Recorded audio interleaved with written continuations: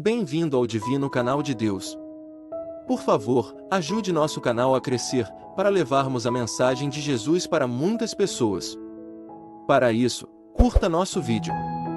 Se inscreva e ative as notificações. Que Deus te abençoe.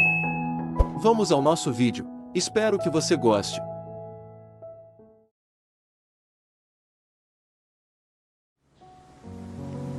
Padre, sabe quando se sente que não se fez as melhores escolhas porque sempre permitiu que os outros fizessem por você e que precisa inaugurar um novo tempo?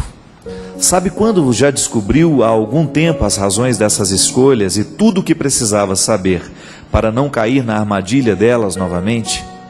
Ou ainda que tem razões concretas para estar indiferente, sem forças, mas que sempre conseguiu se apegar a um detalhe que lhe fizesse ressurgir das cinzas e agora parece que não vê? Pois é, querido Padre, em lágrimas e com vergonha lhe digo, estou assim. Não estou doente, ninguém morreu, tenho saúde, emprego, família, mas estou em uma fase de não atitude, e isso está me matando por dentro.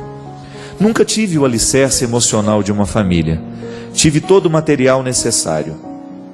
Sempre acreditei que formaria esse alicerce em uma família que ainda não chegou e nem sei se vai chegar.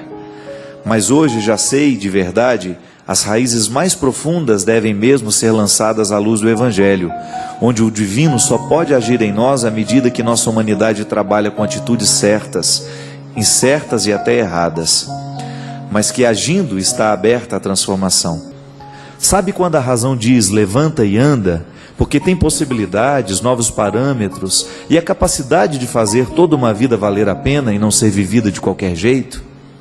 Que pode andar sozinha, fazer as próprias escolhas, porque tudo um dia lhe ensinaram foi uma leitura mais fácil e não real de Deus? Então, Padre, parece que perdi a força da ação e acho que assim Deus não age em mim. Acho que até teria forças para começar de novo, uma nova faculdade, um novo começo. Desta vez por prazer, quem sabe? Mas sinto muito medo. Sei de muitas das minhas limitações e quando penso nelas, gosto de desistir. Gosto do que faço, mas tudo que envolveu essa escolha veio com um fardo muito pesado e que aumentou demais depois. Sabe quando descobre que ao lado de algumas pessoas você tem vontade e estímulo de ser melhor e que pelos desencontros da vida nunca pôde ficar perto destas? E que por outro lado, o que tem perto e próximo são apenas as pessoas de sua própria família e que por insanidade o que sente, neste caso, é o seu pior lado? Onde perde as forças para tudo que se propõe, mesmo sabendo que o fundamental de tudo é uma decisão pessoal para a mudança, e agora sofro porque sei que parada não chego a lugar nenhum. Indiferença e omissão para mim é vivo morto. Então cansei. Sinto medo de começar de novo em áreas desconhecidas e muito fraca para tentar diferentes formas nas coisas antigas. Não sei se pode me dizer muito, mas pode me entender, Padre?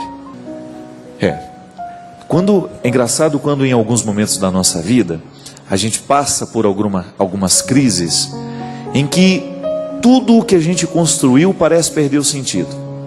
Veja bem que isso não é uma realidade que acontece somente com quem se casou. Aqui você tem um exemplo muito claro de uma moça bem-sucedida profissionalmente e que num determinado momento entra dentro de um processo de crise e ela verdadeiramente precisa de ajuda. E mesmo porque neste momento eu tenho certeza que muitas pessoas passam pela crise, por essa crise de depois de um determinado momento, de ter construído isso, de ter estudado, de ter escolhido, você começa a colocar em questão as escolhas que fez. Todos nós passamos por essa crise, de você num determinado momento da vida parar e pensar, meu Deus, o que foi que eu fiz da minha vida? O que foi que eu escolhi para mim? Onde é que eu amarrei o meu jegue, não é? Não tem aquela história?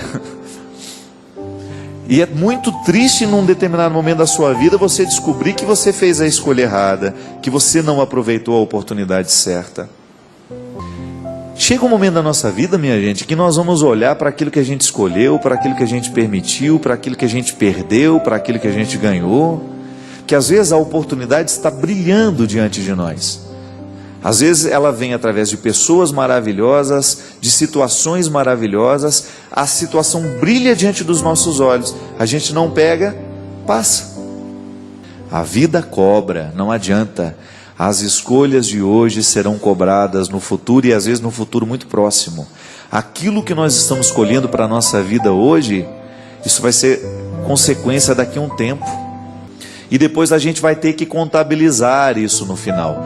Da mesma maneira como brilha uma situação horrorosa, mas aparentemente atraente, nós pegamos, nós corremos atrás, a gente faz, e depois aquilo vira uma destruição para nós. Minha gente, a gente precisa tomar muito cuidado com esse processo de crise. Primeiro porque a gente corre o risco de ser injustos. Às vezes não é tudo que está errado, às vezes é um detalhe. Mas nós estamos fazendo a leitura do todo a partir do detalhe. E esse é o cuidado que você precisa. Qual é o lugar, de qual janela desta sua casa, da casa da sua vida, você está olhando? Qual é a janela em que você se debruçou? É aqui que você vai começar a concluir que a materialidade da vida só tem sentido se ela estiver sustentada por uma espiritualidade. E amar é espiritual, não é verdade? Por mais que isso seja físico, a gente se abraça, a gente se beija, a gente se toca, a gente traz o outro para perto, a gente leva, a gente busca. O amor de um pai pelo filho, por exemplo, ele é físico o tempo todo. É o amor do deslocamento. Eu levo o meu filho para a escola, eu busco o meu filho da escola. Mas isso tudo é motivado por um espiritual que está dentro de nós. É esta dimensão imaterial do amor que faz a gente viver a crise do jeito certo. É muito triste você encontrar pessoas trancadas em suas mansões e não tem um amigo que entra ali dentro para desfrutar daquela beleza, daquela riqueza. Se a gente está sem a estabilidade emocional, afetiva, espiritual, a gente não dá conta de atribuir sentido a tudo que a gente construiu materialmente. É assim que a gente explica, minha gente, a infelicidade de pessoas riquíssimas e que não tem sequer um amigo para entrar dentro da casa e desfrutar do prazer que ela tem. Qual é a contradição aqui? Eu busquei, eu realizei, mas agora não tenho com quem dividir o que eu encontrei, o que eu realizei. Porque, olha gente, vou testemunhar isso para vocês, isso eu experimento na minha carne. Por aquilo que eu vejo, por aquilo que eu sinto. O pior não é estar em crise. O pior é você não ter alguém com quem você possa dividir a sua crise. Essa é a pior de todas as crises. É você reconhecer que diante dos seus problemas, das suas dificuldades, você está só. Você não tem a quem recorrer. É engraçado, né? A gente encontra pessoas que suportam muito bem a pobreza material e que vivem tranquilamente sendo pobres.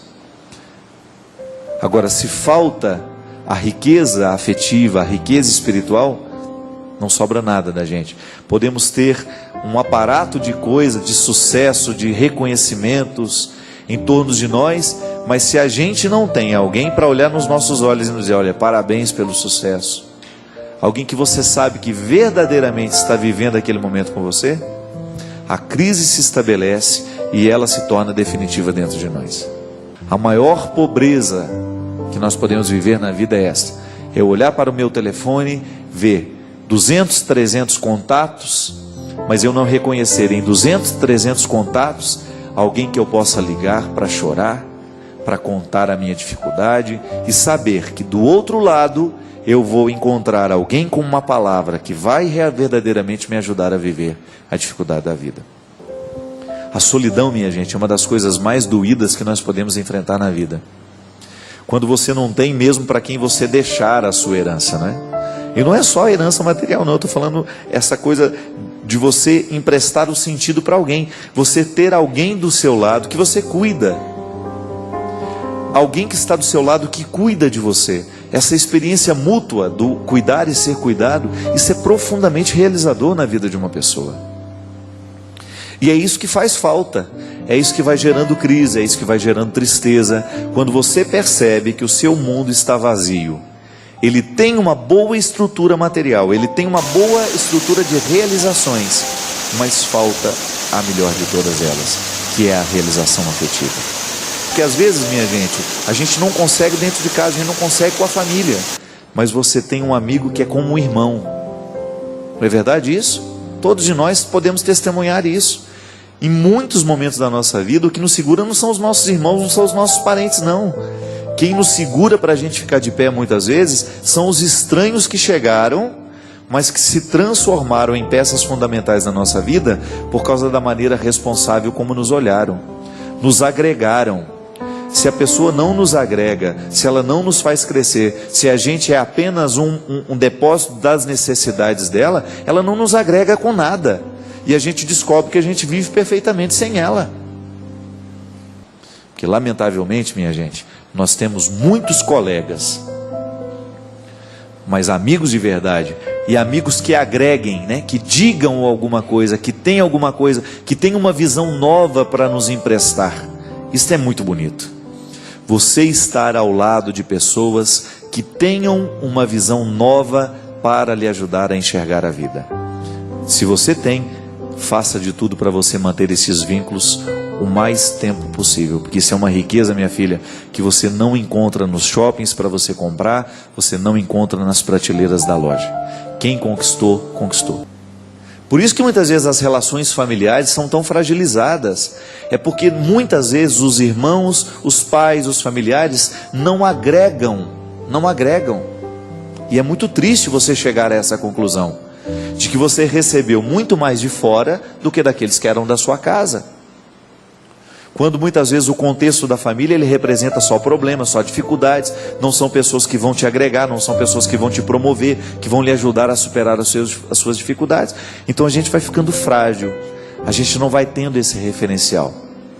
Mas não, se você chega à conclusão de que você não tem o referencial dentro da sua casa, o ideal é que fosse lá. Mas então comece a estabelecer vínculos que possam representar isso para você. Pessoas que verdadeiramente vão ajudar você a vencer na vida, a curar um pouco desta aridez afetiva que você tem, esta aridez espiritual, de pessoas que vão lhe ajudar a vencer essas crises, que estarão do seu lado no momento delas. Há momentos em que a gente planta, há momentos em que a gente colhe. A sorte, minha filha, é que você tem apenas 33 anos e ainda dá tempo de plantar muita coisa boa, de reverter esse quadro familiar. Claro que é possível. Você não precisa ser amigo de todo mundo dentro de casa, não. Às vezes nem é possível isso. Mas você precisa estabelecer laços fecundos com as pessoas que estão do seu lado.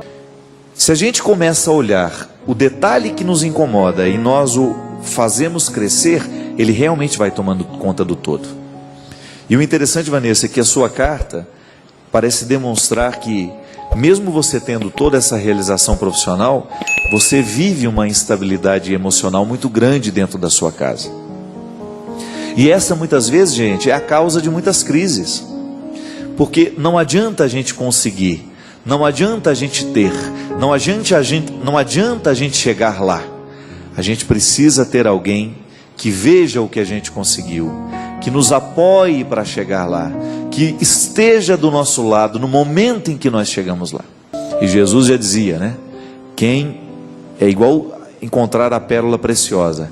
Quem sabe que ali está a pérola preciosa, renuncia tudo que está sobrando e vai embora atrás da pérola preciosa, porque sabe que lá você encontrará a segurança necessária, o lugar certo para você crescer, para você estabelecer novos projetos, para você ir além.